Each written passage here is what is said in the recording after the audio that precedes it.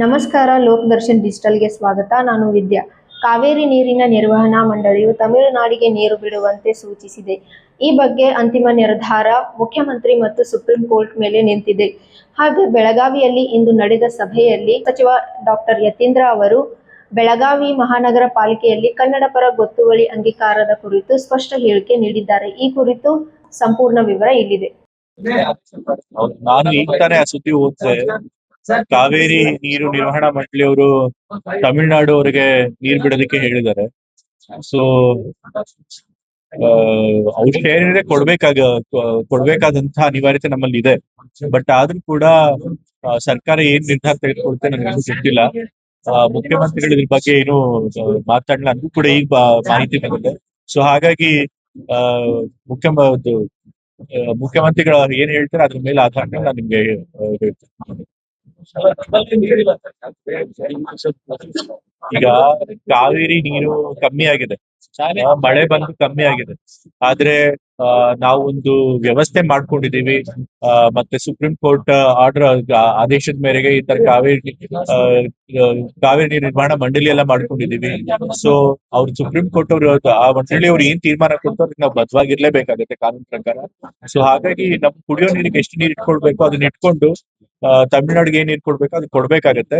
But ಆದ್ರೂ ಕೂಡ ಮುಖ್ಯಮಂತ್ರಿಗಳ ಇದ್ರ ಬಗ್ಗೆ ಏನ್ ಹೇಳ್ತಾರೆ ಅದನ್ನ ಅದೇ ಅಂತಿಮ ಆಗುತ್ತೆ. ಅಲ್ಲ, ಈಗ ನೀರಿಲ್ಲ ಅನ್ನುವಂಥದ್ದನ್ನು ವಾದಿಸಿದ್ರೆ ಆವಾಗ ರೈತರು ಕೂಡ ವಿರೋಧ ಮಾಡ್ತಾ ಇದ್ದಾರೆ. ಯಾಕಂದ್ರೆ ಮಳೆನೂ ಕೂಡ ಆಗಿಲ್ಲ.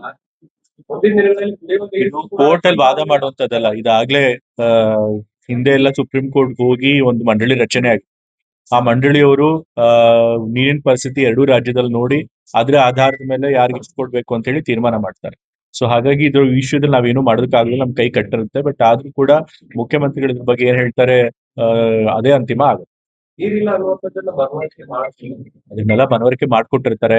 ಅವರ ಈ ಒಂದು ತೀರ್ಮಾನಕ್ಕೆ ಬರೋಕ್ಕಿಂತ ಮುಂಚೆ ಎರಡೂ ರಾಜ್ಯದ ಪ್ರತಿನಿಧಿಗಳನ್ನ ಮತ್ತೆ ನಮ್ಮ ಅಧಿಕಾರಿಗಳನ್ನೆಲ್ಲ ಎಕ್ಸ್ಪರ್ಟ್ಗಳನ್ನ ಪರಿಣಿತರನ್ನ ಅವ್ರನ್ನೆಲ್ಲ ಭೇಟಿ ಮಾಡಿ ಅವರೆಲ್ಲರದ್ದು ವಾದಗಳನ್ನ ಆಲಿಸಿನೇ ಒಂದು ತೀರ್ಮಾನಕ್ಕೆ ಬಂದ. ನೀವೇನಾದ್ರೂ ಈ ಬಗ್ಗೆ ಚರ್ಚೆ ನಾನೇನು ಇದ್ರ ಬಗ್ಗೆ ಚರ್ಚೆ ಮಾಡಕ್ಕಾಗಿಲ್ಲ.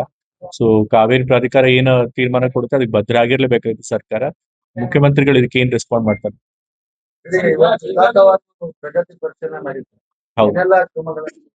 ನಾನು ಇವತ್ತು ನಮ್ಮ ಇಲಾಖೆಯಲ್ಲಿ ಬೆಳಗಾವಿ ಮಹಾನಗರ ಪಾಲಿಕೆ ಮತ್ತೆ ಬೆಳಗಾವಿ ನಗರಾಭಿವೃದ್ಧಿ ಪ್ರಾಧಿಕಾರ ಎರಡೂ ಬರುತ್ತೆ. ಈ ಎರಡೂ ಇಲಾಖೆಗಳ ಒಂದು ಪ್ರಗತಿ ಪರಿಶೀಲನೆ ಮಾಡಿದೆ.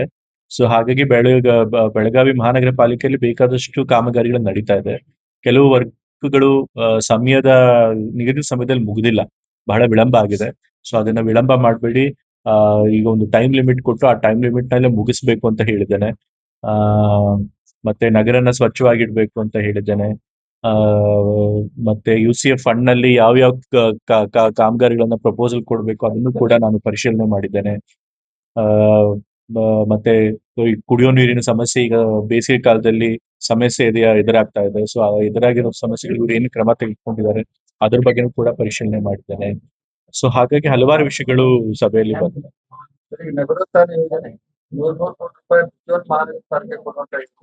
ಕಳೆದ 6 ತಿಂಗಳಿಂದ ಹಿಂದೆ 2 ವರ್ಷ ಆಯ್ತು ಪಾಲಿಕೆಗಳಿಗೆ ಅನುದಾನನೇ ಬರ್ತಾ ಇಲ್ಲ. ಹೀಗಾಗಿ ಅಭಿವೃದ್ಧಿ ಕುಂಠಿತಾಗಿದೆ. ಅದ್ರ ಬಗ್ಗೆ ಏನಾದ್ರು ಕ್ರಮ ಕೈಗೊಳ್ತಾರೆ? ಇಲ್ಲ, ವಿಶೇಷ ಅನುದಾನ ಅಂತ ಹೇಳಿ ಬೆಳಗಾವಿ ಮಹಾನಗರ ಪಾಲಿಕೆಗೆ ರಾಜ್ಯ ಸರ್ಕಾರದಿಂದ ಹಿಂದೆ ಅನುದಾನ ಕೊಟ್ಟಿದ್ರಂತೆ.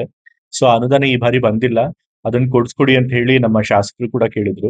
ಸೊ ಖಂಡಿತ ಅದನ್ನ ಸರ್ಕಾರದ ಗಮನಕ್ಕೆ ತಂದು ಕೊಡೋದಕ್ಕೆ ಸಾಧ್ಯ ಕೊಡ್ಸ್ಕೊಡೋಣ.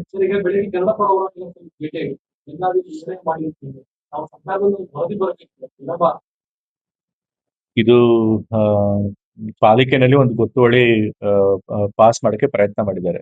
ಬೆಳಗಾವಿ ಈ ಕರ್ನಾಟಕ ರಾಜ್ಯದ ಅವಿಭಾಜ್ಯ ಅಂಗ ಅಂತೇಳಿ.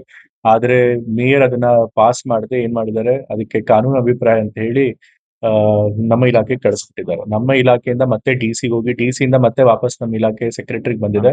ಅವರು ಅದನ್ನ ಕಾನೂನು ಅಭಿಪ್ರಾಯಕ್ಕೆ ಅಂತ ಹೇಳಿ ಕಾನೂನು ಇಲಾಖೆಗೆ ಕಳಿಸಿದ್ರು. ನಮ್ಮ ಇಲಾಖೆಗೆ ಬಂದಿದ್ದು ಕಳೆದ ತಿಂಗಳು 11ನೇ ತಾರೀಕು. ನನ್ಗಿನ್ನೂ ಆಗ್ತಾನೆ ಹೊಸದಾಗಿ ಸಚಿವನಾಗಿದ್ದೆ. ಸೊ ಅದ್ರ ಬಗ್ಗೆ ನನಗೆ ಮಾಹಿತಿ ಇರಲಿಲ್ಲ. ಮತ್ತೆ ಅದಾದ್ಮೇಲೆ ಈಗ ಕಾನೂನು ಅಭಿಪ್ರಾಯ ತೆಗೆದುಕೊಂಡು ಈಗ 21ನೇ ತಾರೀಕಿಗೆ ಕಾನೂನು ಇಲಾಖೆಯಿಂದ ಅಭಿಪ್ರಾಯ ಬಂದಿದೆ.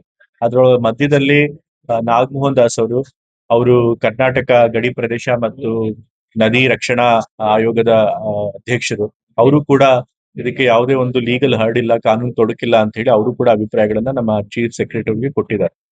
ಸೊ ಕರ್ನಾಟಕ ಇದು ಬೆಳಗಾವಿ ನಮ್ಮ ಕರ್ನಾಟಕ ರಾಜ್ಯದ ಅವಿಭಾಜ್ಯ ಅಂಗ ಅನ್ನೋದ್ರೊಳಗೆ ಯಾವುದೇ ಎರಡು ಮಾತಿಲ್ಲ, ಅದು ನಿರ್ವಿವಾದ. ಮತ್ತೆ ಅದಕ್ಕೆ ನಾವು ಯಾವತ್ತೂ ಕೂಡ ಬದ್ಧರಾಗಿದ್ದೇವೆ. ಬೇರೆ ಬೇರೆ ಕರ್ನಾಟಕ ಸರ್ಕಾರಗಳು ಕೂಡ ಅದನ್ನೇ ಪುನರುಚ್ಚಾರ ಮಾಡ್ಕೊಂಡು ಬಂದಿದ್ದಾವೆ. ನಮ್ಮ ವಿಧಾನ ಸಭೆಯಲ್ಲೂ ಕೂಡ ನಾವು ಮಹಾಜನ್ ವರದಿಯನ್ನ ಸಂಪೂರ್ಣವಾಗಿ ಅಂಗೀಕಾರ ಮಾಡ್ತೀವಿ, ಮತ್ತು ಮಹಾಜನ್ ವರದಿ ಬೆಳಗಾವಿ ಕರ್ನಾಟಕ ರಾಜ್ಯಕ್ಕೆ ಸೇರ್ಬೇಕು ಅಂತ ಹೇಳಿ ವರದಿ ಕೊಟ್ಟಿದೆ. ಅದನ್ನ ನಾವು ಸಂಪೂರ್ಣವಾಗಿ ಒಪ್ಕೋತೀವಿ ಅಂತ ಕೂಡ ಹೇಳಿದ್ದೇವೆ. ಈಗ ಬೆಳಗಾವಿ ಮಹಾನಗರ ಪಾಲಿಕೆ ಪಾಸ್ ಮಾಡಿರುವಂತ ಗೊತ್ತುವಳಿ ಕಾನೂನು ಪ್ರಕಾರ ಇದೆಯಾ ಇಲ್ವಾ ಅಂತ ಹೇಳಿ ನಾವು ಒಪಿನಿಯನ್ ಕೊಡ್ಬೇಕಾಗಿದೆ. ಕಾನೂನು ಇಲಾಖೆಯಿಂದ ಒಂದು ಅಭಿಪ್ರಾಯ ಬಂದಿದೆ, ಅದನ್ನ ಪರಿಶೀಲನೆ ಮಾಡಿ ಪಾಲಿಕೆಯಲ್ಲಿ ಆ ರೆಸಲ್ಯೂಷನ್ ಪಾಸ್ ಆಗೋದಕ್ಕೆ ಪೂರಕವಾದಂತ ಅಭಿಪ್ರಾಯ ಬರೋಂಗೆ ನಾವು ಮೀಟಿಂಗ್ ಮಾಡಿ ಅದನ್ನ ಮಾಡ್ತೇವೆ. ಗೊತ್ತುವಳಿ ಸ್ವೀಕಾರ ಮಾಡ್ತಿದ್ರೆ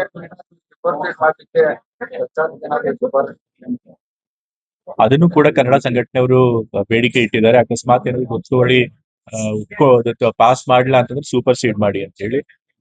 ನಾವು ಮೊದಲು ಕಾನೂನು ಅಭಿಪ್ರಾಯ ಕೊಡೋಣ, ಪಾಲಿಕೆಯಿಂದ ನೀವು ಗೊತ್ತುವಳಿ ಪಾಸ್ ಮಾಡ್ಬೋದು ಅಂತ ಹೇಳಿ. ಅದಾದ್ಮೇಲೆ ಅವ್ರು ಏನ್ ಮಾಡ್ತಾರೆ ಅನ್ನೋದು ಆಧಾರ ಮುಂದಿನ ಕ್ರಮ ಬಗ್ಗೆ ವಿಷಯ. ಈಗ ಮಹಾನಗರ ಪಾಲಿಕೆಯಲ್ಲಿ ಬೆಳಗಾವಿ ಸ್ಮಾರ್ಟ್ ಸಿಟಿ ಆಗಿರ್ಬೋದು ಮತ್ತು ನಗರಸ್ಥಾನದಲ್ಲಿ ಅನೇಕ ರಸ್ತೆಗಳ ಅಭಿವೃದ್ಧಿ ಆಗಿದೆ. ಆದ್ರೆ ಈ ಕೇಬಲ್ ಮತ್ತೆ ವಾಟರ್ ಅಂತ ಆ ಎಲ್ಲಾ ರಸ್ತೆಗಳನ್ನು ಹಾಳು ಮಾಡಿದೆ. ಎಲ್ಲಾ ನಗರ ಪ್ರದೇಶದಲ್ಲೂ ಇದು ಆಗ್ತಿದೆ. LIT ಬಗ್ಗೆ ಬಹಳ ಕಂಪ್ಲೇಂಟ್ ಇದೆ. LIT ಮೇಲೆ ಕ್ರಮ ಕೈಗೊಳ್ತೀರಾ? ಈಗ LNT ಅವರು ಬೆಳಗಾವಿ ನಗರಕ್ಕೆ 24/7 ವಾಟರ್ ಸಪ್ಲೈ ಕೊಡುವಂತ ಒಂದು ಕಾಮಗಾರಿನ ಮಾಡ್ತಾ ಇದ್ದಾರೆ. ಆ ಒಂದು ಕಾಮಗಾರಿ ಅಡಿಯಲ್ಲಿ ಅವರು ಕೆಲವು ಕಡೆ ರಸ್ತೆಗಳನ್ನ ಅಗ್ದಿದ್ದಾರೆ. ರಸ್ತೆಗಳನ್ನ ಅಗ್ದಿದ್ರೆ ಮತ್ತೆ ಅದನ್ನ ರೆಸ್ಟೋರ್ ಮಾಡೋದು, ಆ ರಸ್ತೆಗಳನ್ನ ಮುಚ್ಚಾಕಿ ಮತ್ತೆ ಸಂಚಾರ ಸುಗಮವಾಗಿ ಮಾಡುವಂತದ್ದು ಅದು ಅವ್ರದೇ ಜವಾಬ್ದಾರಿ. ಯಾಕೆ ಅಂತಂದ್ರೆ ಆ ಕಾಮಗಾರಿಗಳನ್ನ ರೂಪಿಸ್ಬೇಕಾದ್ರೇನೆ ರೋಡ್ಗಳನ್ನ ಮತ್ತೆ ಮುಚ್ಚಬೇಕು ಅನ್ನೋದಕ್ಕೋಸ್ಕರ ಅದಕ್ಕೂ ಕೂಡ ದುಡ್ಡು ಸೇರ್ಸೆ ಅದನ್ನ ರೂಪಿಸಿರ್ತೀವಿ ಕಾಮಗಾರಿನಿ. ಸೊ ಹಾಗಾಗಿ ಅದು ಅವ್ರ ಜವಾಬ್ದಾರಿ.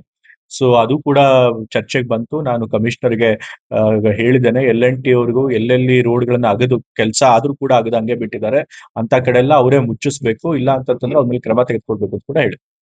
ಕಾವೇರಿ ವಿಚಾರದಲ್ಲಿ ಮುಂದಿನ ಹೆಜ್ಜೆ ಕೋರ್ಟ್ ತೀರ್ಪಿನ ಮೇಲೆ ನಿಂತಿದೆ. ಬೆಳಗಾವಿಯ ನಗರಾಭಿವೃದ್ಧಿ ಮತ್ತು ಮೂಲಭೂತ ಸೌಕರ್ಯಗಳ ಅಭಿವೃದ್ಧಿಗೆ ಹೆಚ್ಚಿನ ಆದ್ಯತೆ ನೀಡಲಾಗುವುದು ಎಂದು ಸಚಿವರು ಸ್ಪಷ್ಟಪಡಿಸಿದ್ದಾರೆ.